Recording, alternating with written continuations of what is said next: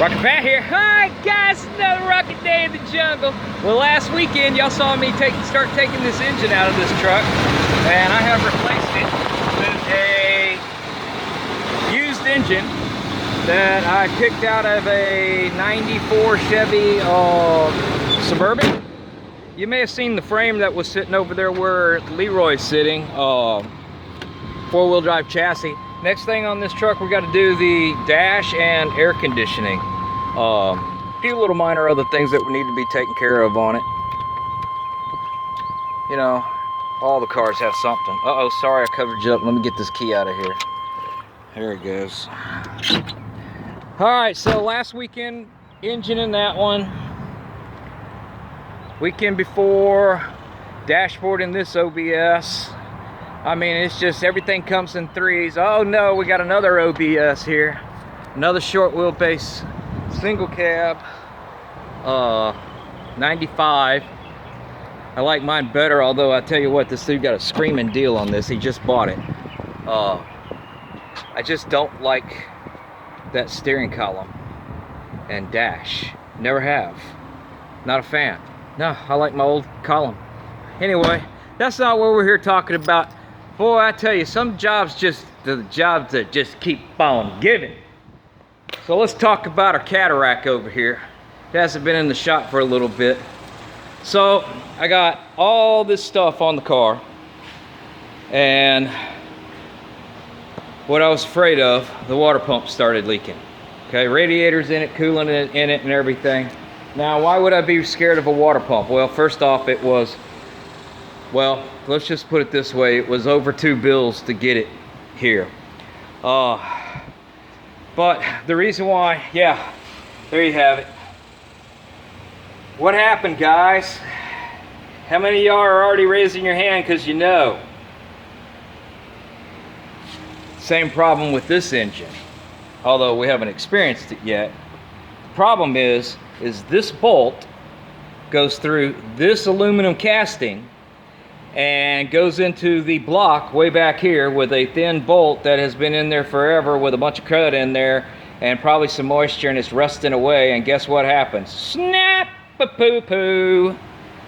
The mechanic's worst nightmare. And you get this. Now, that one actually came out okay because I was able to weld a nut on it and I got it out. But this one that broke off long, well, it just kept going. First off, I had the drill in it, and I was fortunate that I was able to drill down the center. Got that much out of it, but there's still this much more stuck in the timing cover because that bolt goes through this long hole, cavity, whatever you want to call it. So now I can't get the timing cover off because it's got a stud here and a stud here, and the oil pan probably got y'all in the wind.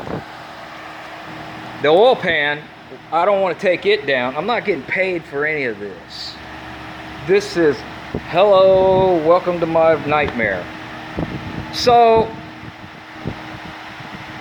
I finally get the deal off after having to call the customer up and tell them, hey man, it's gonna be another 500 bucks. I ain't paying for this. And then I got one that just won't come off. I even borrowed a buddy of mine's blue wrench to get it nice and cherry red, and still wouldn't come out.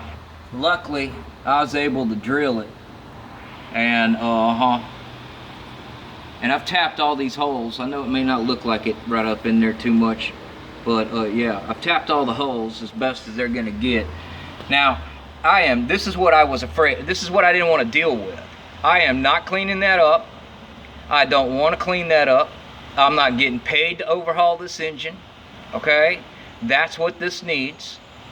But nobody seems to want to understand these, you know, things customer-wise. I wanted to pull this engine out. I wanted to do this right. When I got it out of there, I would have been able to upsell an engine overhaul where we clean everything up and make it right.